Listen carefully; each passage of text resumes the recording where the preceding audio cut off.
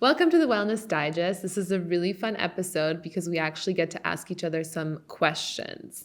And as you might know, we are sisters. We're also co-founders and business partners. We live like 10 minutes from each other. We grew up moving around a lot, so it was always kind of us and then our parents. So we're very close. Mm-hmm. Our lives are very intertwined and we still like each other. This is true. Yeah. So, I'm just going to dive right in. Some of these are a bit more like wellness and professionally focused, and the other ones are a bit more personal. Yeah, And, let's go. Yeah. I'm excited. Okay, starting off, what's one wellness ritual that you refuse to skip? For me, it's definitely movement. Like whether it's a dog walk outside or, a 30-minute, ideally like strength training or Pilates class or even a nice yoga class. But for me, I feel so much more mentally clear and present for my family and just in my body when I've moved.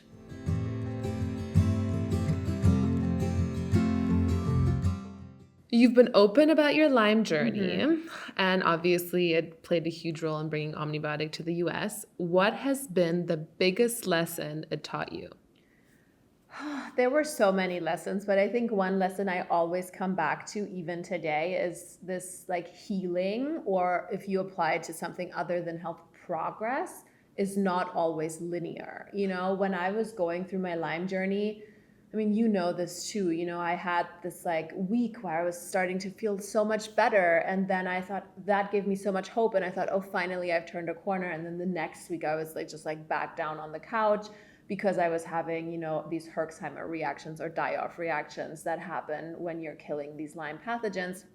But for me, and that kept going. It wasn't just once, and same for you when you were going through Lyme.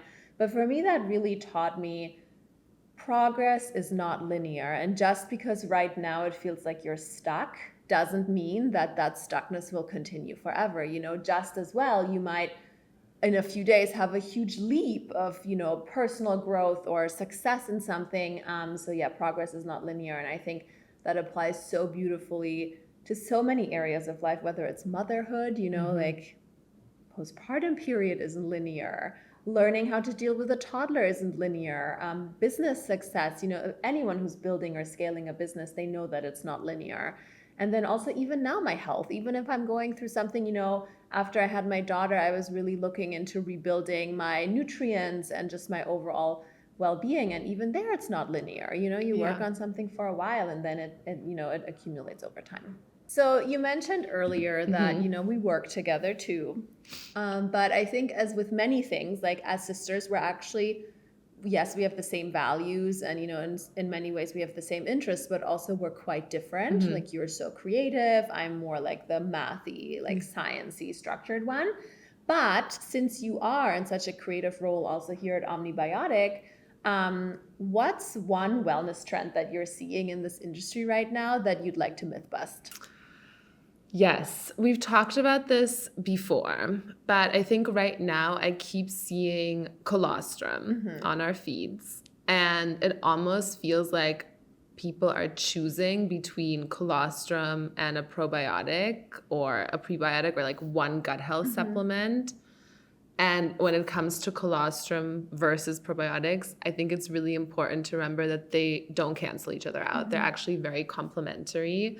They have different roles when it comes to supporting the gut, and ideally you can take them together. So probiotics replenish your good gut bacteria. If you're taking a high quality, a human strain one, they can actually colonize and reproduce.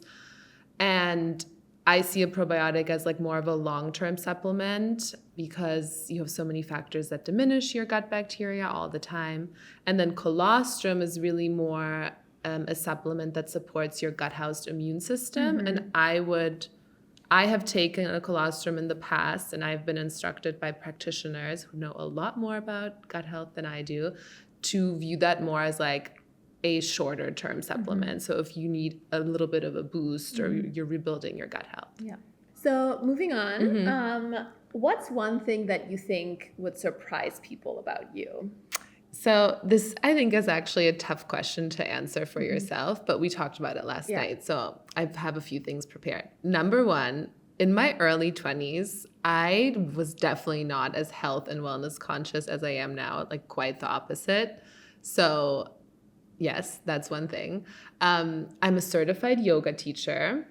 And then when I was actually a young child, I had pretty bad eczema. And throughout my, upraising, I've had flare-ups here and there. But at this point in my life, I have it pretty well under control. And I'm really happy to say that I even sometimes get complimented on, how glowing and clear my skin is. Yeah.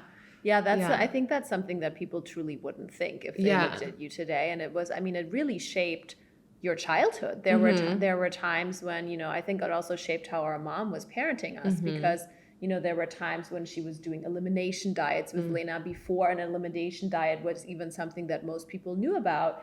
We were one of the only households in our area where we were eating goat cheese or drinking goat milk or, eating bread made from things other than Like wheat seed and bread, like seed bread essentially. So that definitely is something that I think maybe people wouldn't think or know about. Yeah, but it probably shaped our interest in holistic health and also nutrition, like being creative about how you eat. Yeah, being creative, not being scared about new ingredients. Okay, what's the best and hardest part about working with your sister?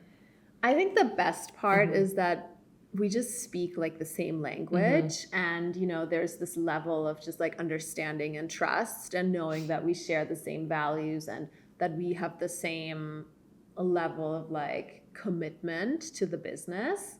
I think one of the harder, I wouldn't necessarily think it's like the hardest, but I think one of the harder things is like giving each other feedback because I definitely grew up in a business world before where feedback was like very much part of it. And I think you did too. So it's not the feedback itself. It's more just, it's very difficult as sisters, at least for me, to not let the sister dynamics play into receiving or giving the feedback. So to really think, okay, at this point, we're giving each other feedback as professionals, whereas if it's on a weekend and we're talking about something else and maybe giving each other advice, maybe that's more truly from the perspective of like a sister or even like moms, So yeah, I think we've come a long way in we've come a long way in learning how to separate the business side of us and the more personal. Yeah. Like, for example, one way we do it is like we have one WhatsApp chat where we talk like about professional things and then we iMessage about personal things. And it's like, even if we're in like a little discussion quorum, like on the work side, like I know I can still text you on the personal side. That's true. And like, you'll probably answer, That's true. So, yeah, I think that has helped a lot because then also on the weekend, even if there is something work related, I know I can message it to that WhatsApp group. But you know that you don't necessarily immediately need to respond if it's something not urgent. Whereas on the personal side, it's obviously like I won't come up to you at like our family lunch and start talking about it. Exactly. Yeah. Okay. What did becoming a mom change about your perspective on wellness? Yes, I think everything. Everything, basically. No, actually, I think I'm very proud of myself for seeing how I've stuck to the things that really make me feel good. And of course, those practices, like my wellness toolkit changes over time, like depending on what season of motherhood I'm in. But what really it has taught me is that wellness doesn't have to be super fancy or time intensive. Like for me now, a 20 to 30 minute home workout is better than none. Whereas before, I think I was kind of in the mindset of like, oh, I need these like 1 hour long workouts and maybe even at a real gym and not at the home, not at home.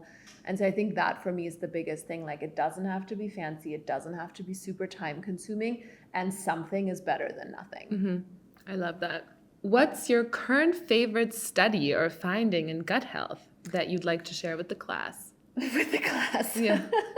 Well, you get really excited about studies. I do get very excited about studies, which is why it's very hard for me to pick out one. But I will answer this in two parts. So the first is I always keep an eye on what are just new studies or research papers coming out just around gut health. And for me right now, there was just a really interesting paper that came out on just really diving into the gut microbiome's role in gut hormone secretion. So, those are some of the hormones, like our metabolic hormones, our hunger hormones, our, the messenger signals between the gut and the brain. And that was a really interesting kind of summary paper that I very much nerded out over. We can link it. Yes, we can link it. Exactly. One of my favorite pieces of research is when it's these, they call it meta-analyses, or kind of summaries of multiple clinical studies about a topic. There was also a really interesting one on the gut microbiome in anxiety disorders, again, kind of deep diving into that gut-brain connection, which was especially interesting because just with Omni-Biotic stress release, for us specifically, one of the researchers in Europe also published a study showing the impact of Omni-Biotic stress release on people with major depressive disorders, and showing how, modulating the gut microbiome really helped that patient population. Within the Omni-Biotic world, one of my all-time favorite studies is one with Omni-Biotic stress release. But in this one, it was, they actually looked at how people's brains were changing when they were taking Omni-Biotic stress release. They did that through MRI imaging studies. And what you can see is that after people took Omni-Biotic stress release for 4 weeks, they had changes in where their brain was lighting up when they were doing certain tasks. And essentially the brain areas that were more lit up or more active were those responsible for focused attention and like deep thinking tasks. And the areas that were less lit up were those that are responsible for kind of distracted thinking and ruminating thoughts. So I love that because you can literally see on an image of your brain how something as simple like a probiotic supplement can change, certain patterns in your brain. So, in just 4 weeks. In just 4 weeks. So cool. So cool. And so that's my little nerdy deep dive into gut microbiome science for you. How would you describe Lena, me, in 3 words? That's tough because there's so many words, but if I had to narrow it down, I would say definitely nurturing. I think that stands out about you. You're so nurturing with yourself, your family, your dog. He is, you're just really caring and you care about everybody's well-being, which is so lovely. You're definitely the creative one amongst the two of us, which is, for me, always really fun to watch because I'm not that creative. So that's always inspirational. And then I also really think you show up for the people that you care about. Like, whether it's a friend or a family member or even a colleague who, if they're going through something or, someone's not doing right by them, I feel like you're there for them and you will speak up on their behalf if you have to. Thank you. All right, so buckle up. I have a few more questions for you. So as a new mom, what's the wellness advice that you give yourself daily? So for context, I have an almost 1-year-old daughter. And I think I've had to learn over this last year to bring wellness back to basics and to have a lot of grace and patience with myself. So on the days that I, am making my bed, going on a walk and like taking my supplements, that's a good day. And if I can fit a workout in or some, luxurious other wellness treatment, those are amazing days. But I love that. Grace and back to basics. What's one thing you wish more women knew about gut health? I love this one. So the gut truly is a control center for health, one of our control centers of health. And it influences so much more than just digestion, although digestion and regularity is a huge part of it. And it really influences your quality of life. So we have to keep in mind 70 to 80% of our immune cells live in the gut. The gut is connected to the liver, so it influences natural detoxification. The gut and the brain are connected, so your gut health determines your brain health. And when you think of the gut that way, you really start to understand why it's so important to nourish it. And so that goes, women or men, really anyone. I would explain that taking care of your gut helps lay the foundation for whole body health. Yeah, I love that. Especially, by the way, just real quick for women, our gut, there's a subsegment of our gut called the estrobolome, which actually is responsible for helping us process estrogen in the body. And so when that's out of balance, that can lead to things like estrogen dominance, which, is an issue for some women who have hormone imbalances. All right, last question for you. What's one thing you admire about me, your sister, as a business partner? Okay, so professionally, I really admire how structured you think. So when we're making plans or we're faced with a problem, you are really the one who kind of like takes it apart and like figures out how we move forward. So I really admire that. And then obviously your Excel skills, like when you start to be typing into the Excel document and creating formulas and like using, laptop buttons that I've never even used before, it's like you're speaking a different language and things just start to appear on the screen, and it's like, it's amazing. And then on a personal note, you're there whenever your loved ones need you, and you're just a quick phone call away and you'll make time for a lunch or a meeting. So I really appreciate that. Aww. What excites us the most about the future of probiotics in the US wellness space? Yeah, go ahead. Okay. I think first and foremost, I'm excited that more and more people understand the role of our gut microbiome for so much more than digestion. And I think that's really, why I'm also so excited about Omni-Biotic, and what essentially motivated us to bring Omni-Biotic here to the US is because Omni-Biotic takes this targeted approach that helps us move beyond just kind of a one-size-fits-all probiotic to help with digestion and overall gut health, to really a more targeted, let's target digestion and whatever other health goal you're looking to optimize. So I'm excited to see where that space is going, and all the more research that's coming out about, the different connections between the gut and all these different processes in our body. Yeah. I mean, no notes. I completely agree. Okay. All right. What's one uncommon but surprisingly effective health or wellness practice that we swear by? I'll let you take that one. Yeah. Well, I feel like we've talked about this, Yes. and we came up with two, and these were two staples in our upbringing. The first one is a hot cloth on your chest, or wet hot cloth. Yeah, a wet hot cloth on your chest or throat when you're sleeping while you're sick, like you have, congestion or a cough or a throat ache. And it's amazing how this super simple practice can really soothe whatever is going on and really help your body recover naturally. Like, especially if it's for me at least, when I, those pesky, like tickly coughs that you can't really do anything about, that's the one thing for me that helps.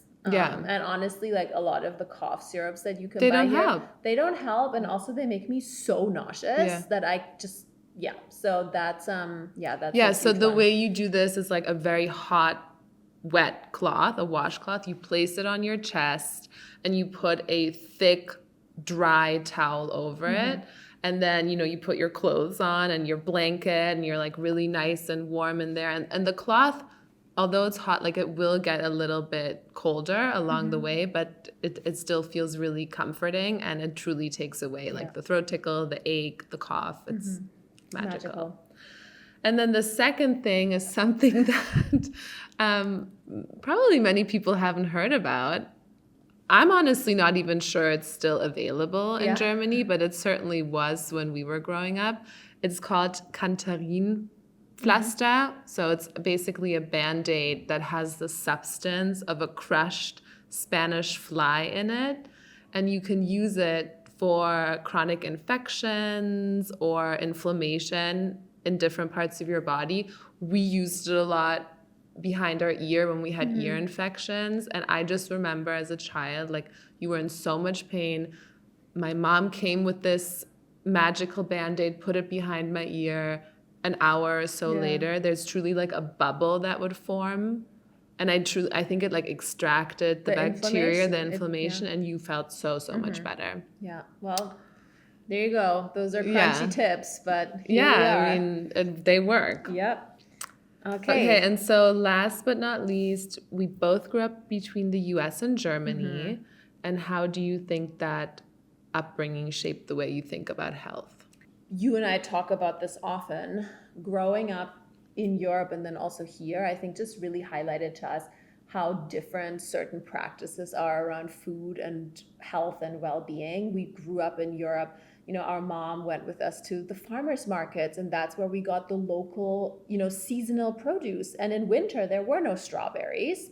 And that's how we got most of our produce. And people are spending so much more time outdoors, even with kids. I mean, in some of these northern European countries, babies are sleeping in their strollers in the winter outside, and it's a very common practice, which is just pretty much unheard of here. You take the baby outside no matter what the weather is. Yeah, exactly. And it's actually considered very beneficial for their immune system in these countries. So I think just, seeing how I would say lifestyle basics in Europe, or at least in Germany, are so much more conducive to living a healthy lifestyle. Yes, like the local farmers markets, trying to eat seasonally, having to eat seasonally, right? Walking more, biking more, spending more time outside, no matter what the weather is. Like, that's true. all of that really kind of contributes to your health. Yeah, and I think part of that is also just the size of many of these European cities. I mean,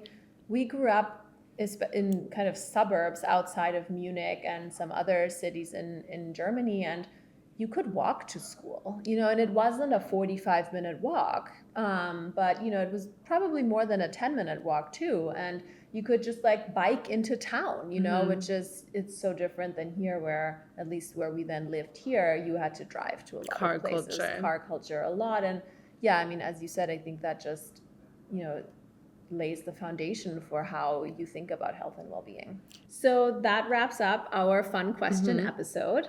Let us know how you liked it. If you have any questions you want to add for our next Q&A that I'm sure we'll be doing in a little while, please let us know in the comments, and otherwise subscribe, and we'll see you soon.